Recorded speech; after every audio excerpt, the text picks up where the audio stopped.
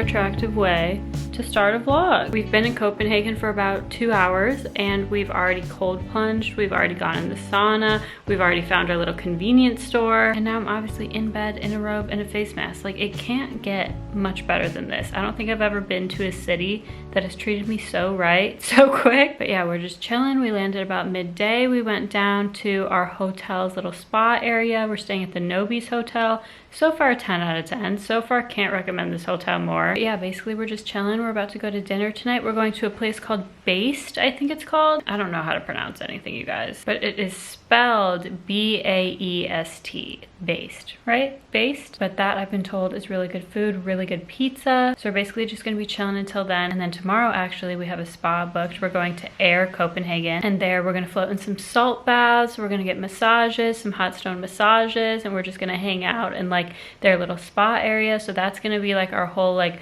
morning to midday tomorrow. So today, with our little spontaneous like hotel spa hangout session, it's a nice little, you know, just taster for what we're gonna do tomorrow. Copenhagen night one. The room is already such a mess.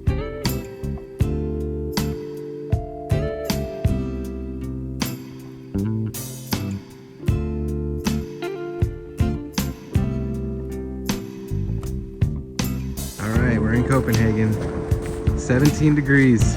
Bundled. Bundled. I don't know if this makes any sense. Yeah. It's frozen, but it's not cold. Yes, I agree with that. Bundled. We have 80 layers underneath this jacket, so she's staying strong.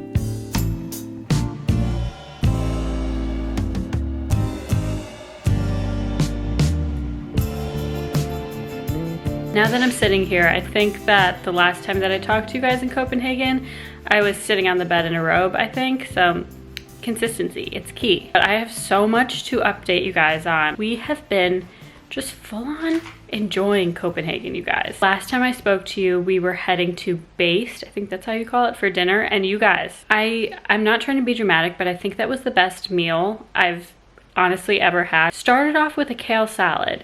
You guys, no one orders a kale salad. Who orders a kale salad? Why would you order a kale salad? But we ordered it because we felt like, okay, we had been in London for a while. We were having a lot of like meat, cheese, bread. We were like, we should have a kale salad. It was kind of a throwaway order. Well, that's what came first. And you guys, it was the best salad I think I've ever had. The kale, I can't describe it, but the kale was so soft, so pillowy. You know how people say that you should massage kale and that's what you should do to like, I don't really even know why you massage kale, but every single salad you make with kale, it'll tell you to put a little oil on the kale and to massage it a little bit, right? That's kind of like what you got to do with kale. I don't know. I guess it needs a little love and care. I don't know why. But Miles and I were talking about it while we were eating it, and we think there must have been a guy behind the scenes in that restaurant just massaging kale for like the entirety of the day to get it so soft. Like, kale normally is a little tough. It's got a little bit of a crunch, and it had crunch in the stem, right? But the leaves were so soft, so pillowy. Then there was shaved Parmesan on it that was shaved so finely it was like snow. Like, it was honestly the best salad I've ever had. Then what came next, and I'm a little embarrassed about this, I won't lie, because I consider myself to be the charcuterie queen, right? And we ordered what Based called like their like Based charcuterie.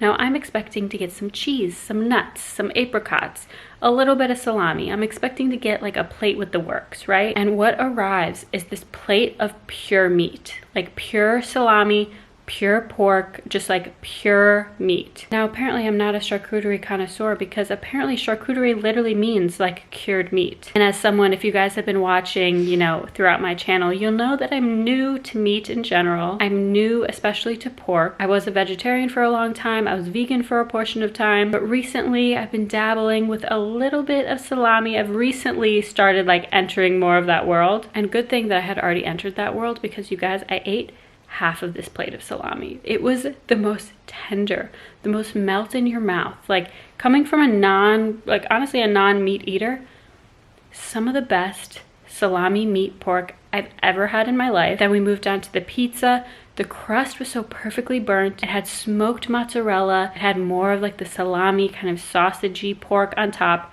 It was incredible. And for the charcuterie, they even told us every single part of the pig that each one of the cuts came from.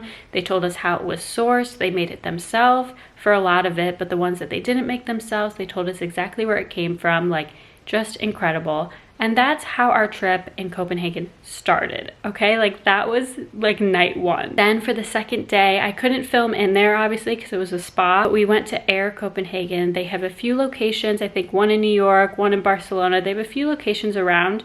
You guys, if you get a chance to go to an Air, it's an ancient bath, right? If you get a chance to go to one of these, do it. Treat yourself, go do it. It was honestly incredible. It was such a perfect reset, and especially since Copenhagen has been so cold, like going into a warm ancient bath, it was so like honestly Game of Thrones vibes, but it was warm. They had the salt baths where when you go in it, your entire body is basically outside of the water. That's how salty the water was. You like immediately float right to the top. We scrubbed ourselves with salt, we floated, we went in the nice warm bath, then we went in kind of a cooler bath, and then we had a massage that was just like honestly to die for. Like such a perfect, I mean, the dinner was the start to Copenhagen, but it was such a perfect start to our first full day in Copenhagen. After Air, we came back to the hotel, reset for a little bit, and then we walked around town. We went to a museum, we got some nice pastries. We tried to go to Tivoli Gardens, which is like the thing to do in Copenhagen. It's a nice garden, kind of amusement park type of thing, and we couldn't figure out where to get in. We kept going to like different entrances, and we were very confused. We felt like we were like doing something wrong. We were like, do we just not know the trick? How do we get into this place? And we ended up going to a hotel that was like right next to it, and we were like, hey, basically, I need to set the scene. I walked into this hotel bundled to the max. I was basically the kid from A Christmas Story, like his arms like out wide, mittens, hat, like scarf. Like I was so bundled. And I walked in, I was like, hi, just a quick question. How do you get into Tivoli? And he was like, oh, like Tivoli is not open at the moment. And the way he said it, I was like, oh, okay, is it not open till 3 p.m.? Like when does this place open? And he was like, it will open in March. So we missed the window for Tivoli. I think it's gotten too cold. I think it's now their winter season. I think they are now just like shut down for the time being. Who knows? But it actually turned out to be a blessing in disguise, because then we started exploring, we walked around, and we found this cute little wine shop that had a few tables. There was no one else in there sitting drinking, but it had a few tables and all these like old awesome bottles of wine. And we just asked the guy, we were like, hey, could we like sit and have a glass? Like, is that the vibe of this place? And he was like, sure, of course. Came over to us, didn't hand us a menu, didn't do anything. He just asked us, do you want red or white? What's, you know, your vibe? And we just kind of described that we like a full-bodied red, and he just came over with 1 bottle and 2 glasses. Didn't even really say what it was, just poured it for us, and we just sat there and drank for an hour, and it was so like tranquil in there, so nice. So that's kind of what we've been up to since we've been here. And what I will say, what we've been doing, which I think has been working so well for us, and we've been doing this in Copenhagen and in London. I know we'll do this in Amsterdam too. Basically, I think the way to have a perfect vacation is to just like really look hard at yourself and say like, what type of person are you? Like if you're a go person, if you like having a packed schedule and you go to a beach vacation and you expect yourself to be happy laying on a beach with no plans for 5 days, you're gonna be miserable. Same thing on the other side. If you're more of a chill person, if you like to have time to like reboot and relax, and you go on vacation and you pack your day stacked and you have no time to rest, no time to reboot, you're gonna be miserable. And I think that's what we've been doing so perfectly, is we are more chill, slow life people. You guys will know if you've been watching my videos, like I am a rest and reboot type of gal. And I think what we've been doing so well is we've been pushing ourselves to go and explore, but we've also been making sure that we have plenty of time to rest, reboot, relax. And I think that is such a sneaky key that you have to keep in mind when you're traveling. I think if you're a go person, you can push yourself to maybe have 1 day or 2 days where you just, you know, push yourself to try and do nothing. But for the most part, you should be like, you know, going. In, of course, obviously a fun vacation way, but same for the opposite end. If you are more of a rest, relax person, push yourself, have a few days where you have a few things, you know, on the calendar where you're a little more packed, But for the most part, let yourself kind of chill, let yourself go with the flow. And then I think no matter what you do, you're guaranteed to like have a great time and feel good. So that's what we're about to do right now. We had our time out and about. We had our time braving the cold. It is really cold. I've been like super bundled. You can probably honestly tell from my neck, I have been bundled to the point where like I have had scarves wrapped around my neck so tight, like it's a little irritated, I won't lie. But we're making sure we have time to rest, we have time to relax, and now we're just chilling in our robes again because we're gonna head down back to our favorite spot in our hotel. It's a little spa area. We're gonna hang out in the sauna. Am I gonna do a cold plunge right now? Maybe, maybe not, who knows?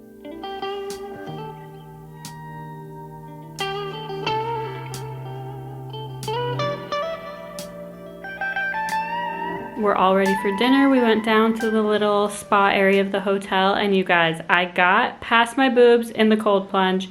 I'm making progress. I'm doing really good. While we were down there, we were hanging out. They have like a warm stone, basically. I don't know how else to describe it. It's just like a warm stone where you can chill, lay in this like warm room. Not Philosopher's Stone. Yeah, we've been calling it the Philosopher's Stone. But it's not like a true sauna, but it is warm in there. They have like an actual real sauna in there, but we've just been hanging out in like the warmer room. And yesterday when we were out and about, Miles bought me Harry Potter, also Philosopher's Stone, not Sorcerer's Stone. This is the British version, Harry Potter and the Philosopher's Stone. Because I've been talking about, like, I've been in such a slump with reading recently, but I really want 2024 to be like my year of reading where I get back into everything. And there's nothing better than Harry Potter to get you out of a reading slump. He bought this for me, what was that, yesterday afternoon? And I'm already 120 pages into this, you guys. But yeah, while we were down there in the little warm room, we were just reading and chilling. Nice, true, like 2 Soups reset to the vacation. I don't know if I've even told them what 2 Soups is. Maybe not. 2 Soups is our kind of nickname for like, I guess our couple nickname. Basically, I'm Tessa Stewart, Stew, like stew, you know, the soup, stew. He's Miles Chow, Chow like chowder. At the end of the day, we're just 2 Soups.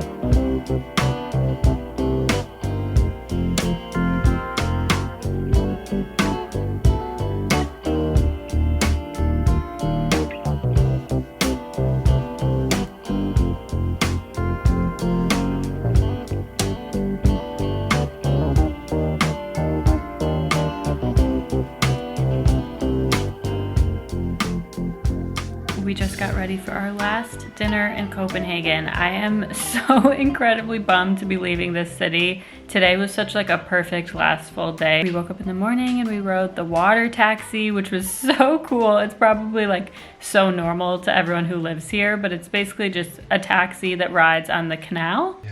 I think it's a canal, but it was so cool. It was literally like a yellow boat that pulled up just like a taxi. We hopped on and we rode that over to the Opera House here in Copenhagen, and we did a little tour of the Opera House, and that was a really cool way to like learn about the history of the city. But the Opera House is right by, I think it's called Nyhan or Nyvan.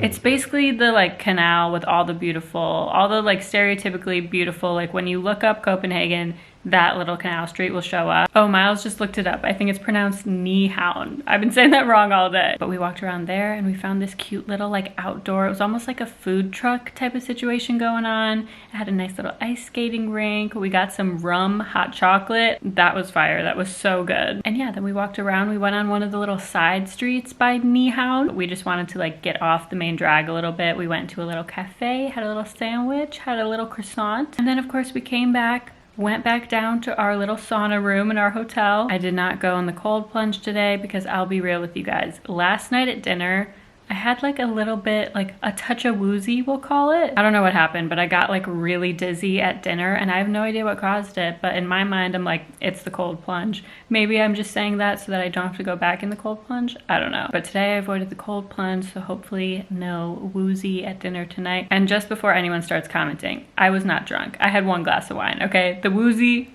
don't blame the wine on the woozy. I mean, don't blame the woozy on the wine. So yeah, tonight we're gonna walk to get some Italian and then that'll be our last dinner in Copenhagen. So I'll bring you guys along, but I hope you guys enjoyed this nice little Copenhagen vlog. It quickly became one of my favorite cities. I think visiting in the winter is really, really special, but we really want to come back in the summer when walking around is a little less you know, frozen. But the little glimpses of sun that we did get like really brought the city to life. So I think coming back during a more sunny time would just be like amazing. And the city really is like culinary amazing. Like every single bit of food that we've had has been amazing. And so we just honestly need to come back to eat more, to be honest. So I hope you guys enjoyed. Next stop is Amsterdam, and I'll be bringing you guys along. If you made it to this part in this video and this part of my like little travel series we got going on here, don't forget to like and subscribe. And yeah, we leave for Amsterdam tomorrow around noon. So I'll see you guys next time in Amsterdam. I'm gonna butcher this, but I'm pretty sure goodbye in Danish is farvel.